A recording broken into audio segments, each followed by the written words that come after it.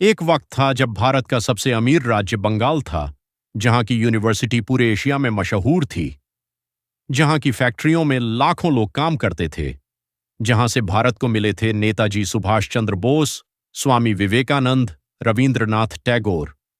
लेकिन आज उसी बंगाल से युवा नौकरी के लिए दूसरे राज्यों में भाग रहे हैं। कभी भारत की आर्थिक राजधानी कहलाने वाला कोलकाता आज विकास की दौड़ में पीछे क्यों रह गया? क्या इसकी वजह राजनीति थी, भ्रष्टाचार, या फिर दशकों तक चली ऐसी विचारधारा जिसने पूरे राज्य की दिशा बदल दी? ये कहानी है बंगाल के राइज और फॉल की। आज का बंगाल देखकर शायद यकीन न हो, लेकिन 200 साल पहले बंगाल सिर्फ भारत नहीं, पूरी दुनिया के सबसे समृद्ध क्षेत्रों में गिना जाता था।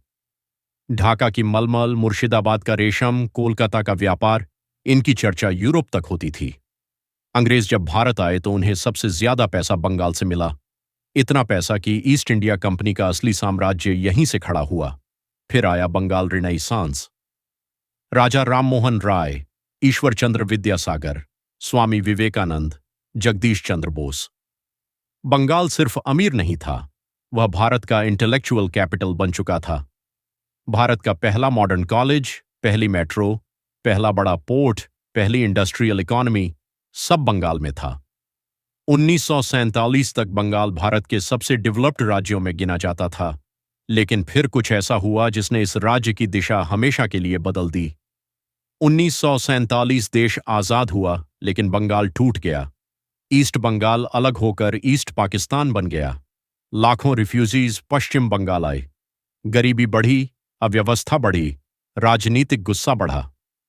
1960 के दशक तक बंगाल में फूड क्राइसिस शुरू हो चुका था। लोग सड़कों पर उतरने लगे। सरकार कमजोर पड़ रही थी और इसी माहौल में एक नई राजनीति जन्म ले रही थी, कम्युनिस्ट पॉलिटिक्स। 1977 में सीपीएम सत्ता में आई। ज्योति बसु मुख्यमंत्री बने। शुरुआत में लोगों को लगा अब गरीबों की सरकार आएगी, लेकिन धीरे धीरे बंगाल में एक नई कल्चर शुरू हुई, स्ट्राइक कल्चर। फैक्ट्री बंद, ट्रांसपोर्ट बंद, प्रोटेस्ट बंद। कई बिजनेस ओनर्स ने बंगाल छोड़ना शुरू कर दिया। हिंदुस्तान मोटर्स, कई टेक्सटाइल इंडस्ट्रीज, इंजीनियरिंग कंपनीज धीरे धीरे दूसरे राज्यों में शिफ्ट होने लगी। उसी समय दूसरे राज्य टेक्नोलॉजी और आईटी की तरफ बढ़ रहे थे, लेकिन बंगाल पॉलिटिकल आइडियोलॉजी में फंसा रह गया। कहा जाता है कि आईटी रेवोल्यूशन का बड़ा मौका भी बंगाल के पास आया था, लेकिन वह मौका निकल गया और फिर शुरू हुआ ब्रेन ड्रेन। बंगाल के टैलेंटेड स्टूडेंट्स दिल्ली, मुंबई, बेंगलुरु, विदेश सब जगह जाने लगे। एक वक्त का इंडस्ट्रियल पावर हाउस धीरे धीरे इकोनॉमिक स्लोडाउन में बदल रहा था। इसी माहौल में एक महिला उभरी, सफेद साड़ी, हवाई चप्पल, आक्रामक भाषण। नाम था ममता बनर्जी। उन्होंने खुद को आम लोगों की आवाज बताया। सिंगुर और नंदीग्राम आंदोलन ने उन्हें पूरे बंगाल में लोकप्रिय बना दिया।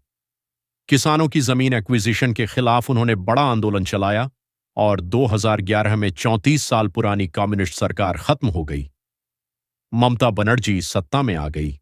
पूरा बंगाल उम्मीद कर रहा था अब बदलाव आएगा, लेकिन समय के साथ बंगाल में नई समस्याएं सामने आने लगीं।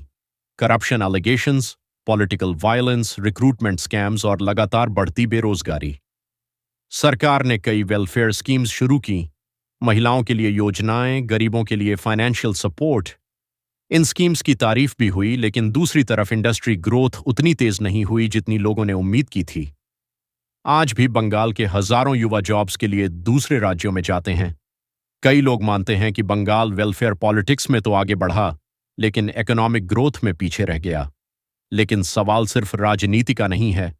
सवाल है, क्या बंगाल फिर से उठ सकता है? क्या वह राज्य जिसने भारत को इतने महान वैज्ञानिक, लेखक, स्वतंत्रता सेनानी दिए, क्या वह फिर से भारत का ग्रोथ इंजन बन सकता है? क्योंकि इतिहास गवाह है, बंगाल सिर्फ एक राज्य नहीं, एक सोच है, एक संस्कृति है, एक विरासत है, और शायद उस विरासत का अगला अध्याय अभी लिखा जाना बाकी है। दोस्तों, अगर वीडियो पसंद आया हो तो वीडियो को एक लाइक जरूर करें और चैनल को भी सब्सक्राइब जरूर करें। हम ऐसे ही वीडियो हर हफ्ते लाते रहेंगे। तब तक के लिए जय हिंद।